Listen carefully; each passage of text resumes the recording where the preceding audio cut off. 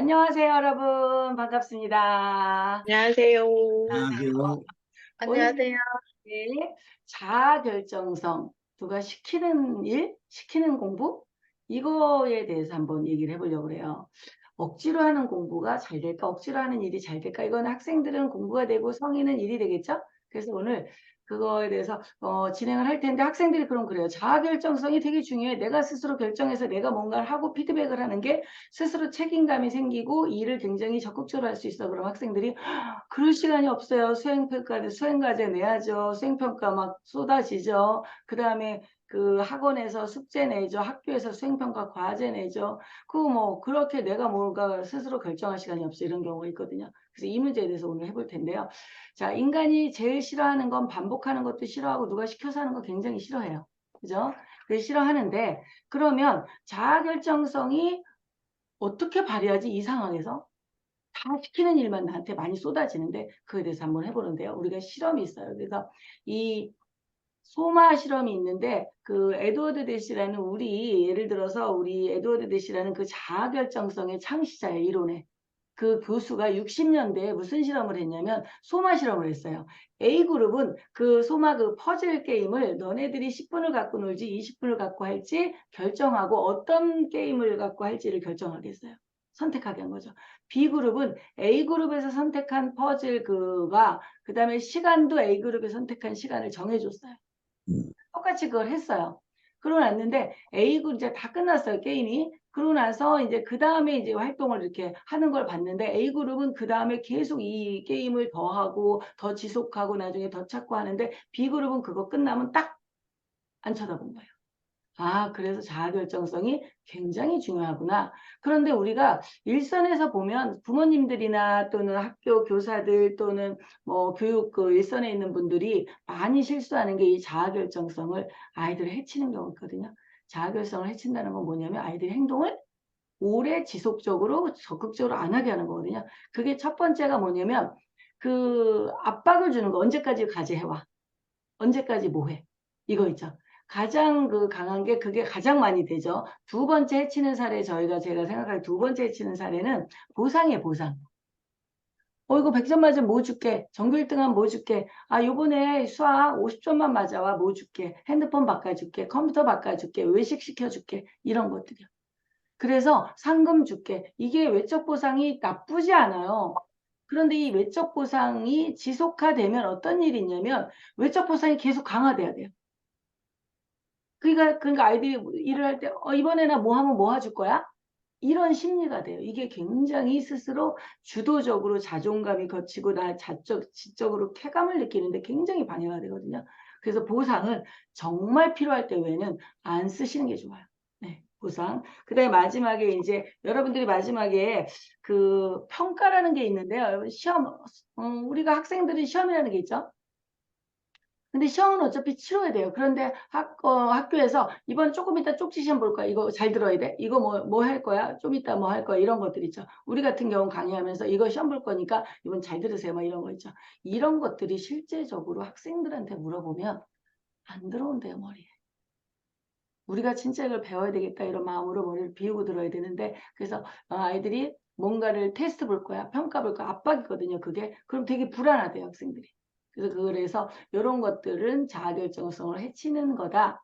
근데 우리는 그러면 어떻게 하느냐? 그 예전에 유태인의 그에서도 자기 자극이 왔을 때 반응 사이 결정할 수 있는 자극과 반응 사이 공간이 있다 그랬잖아요. 학교랑 학원과 가정에서 시키는 게 너무 많아요.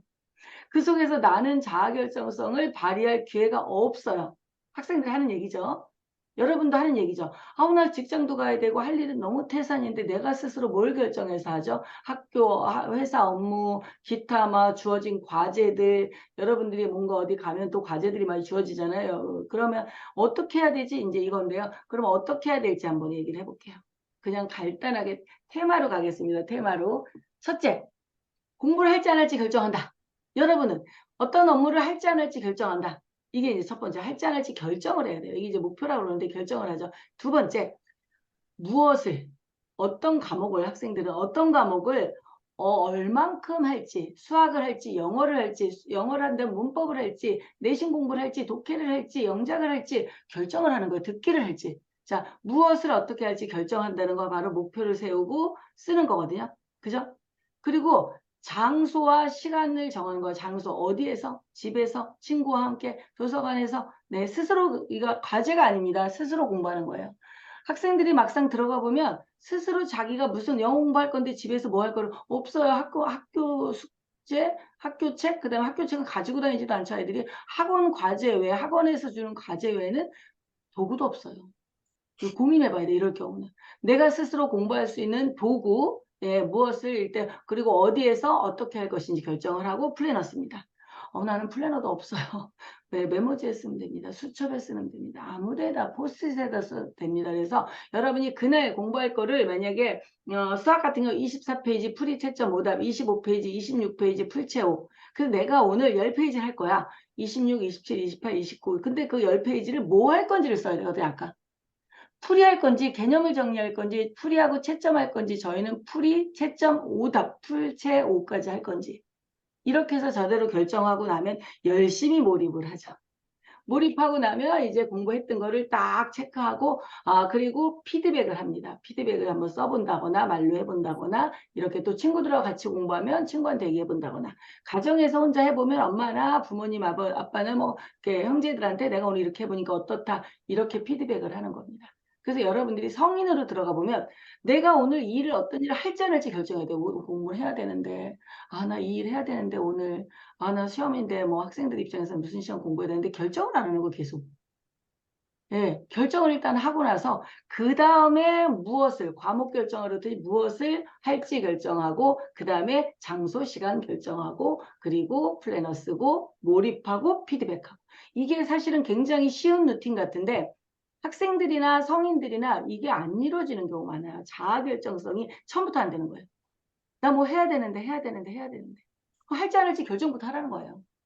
일을 할지 안 할지. 학생들 공부를 해야 되는데 시험이 다가오는데 그러면 뭐냐면 공부를 할지 안 할지 먼저 결정을 해야 그 다음에 무엇을 할지가 나오거든요. 근데 대부분 2단계에서 애들이 무너져요.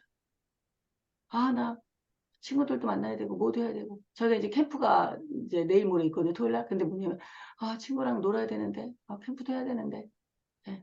이것도 해야 되고 저것도 해야 되고 친구랑 게임도 해야 되고 뭐도 해야 되고 그러니까 할지 안 할지 결정을 안 하면 그 다음 단계 안 나가요. 예. 그래서 할지 안 할지 결정. 이렇게 여러분들이 되게 같은 공간, 같은 시간 안에 있더라도 내가 어떤 자극은 똑같아요. 내가 같은 시간, 같은 이 모임, 또 같은 학교 학생들 그 공간에 있고 또 과제가 똑같더라도 그 과제 안에 내가 결정할 수 있는 공간이 있어요. 자아결정성을 발휘할 수 있는 공간. 여러분이 짜장면 집에 가서 짜장면 짬뽕을 먹을 건지도 자아결정성이 들어가요. 왜냐면 나는 저 스파게티 먹고 이렇게 다양한 경양식하고 또 생선, 뭐 회 쪽 이렇게 이걸 결정해야 자아결정성이 아니에요. 그냥 커피 한 잔을 먹더라도 맥심 커피 먹을 거야 아니면 뭐 원두 커피 먹을 거야 이것 자체도 자아결정성에 뇌에서는 스스로 결정했다고 생각을 해요. 예, 그래서 아주 작은 거에서도 자아결정성을 발휘하는 연습을 해보시다 보면 여러분들이 굉장히 좋은 경험을 좀 하실 수 있을 거예요. 내가 스스로 결정한 거는 책임감이 따르면서 자기가 지켜내려고 하고요. 그것을 이루었을 때 이 쾌감이 굉장히 좋죠. 이 쾌감이 결국 모여서 이 학생들의 공부 습관이 되고 루틴이 되고 그래서 굉장히 적극적인 삶을 살아가는 원동력이 되기도 합니다. 여러분 오늘부터 자녀에게 그리고 여러분들에게 또 여러분들의 학생들에게 자아결정성을 발휘할 수 있는 여러 가지 방법들을 진행을 해서 발휘해서 여러분이 좋은 성과를 내기를 바라요. 그리고 그 성과가 행복하기를 바랍니다. 네, 다음에 또 뵙겠습니다.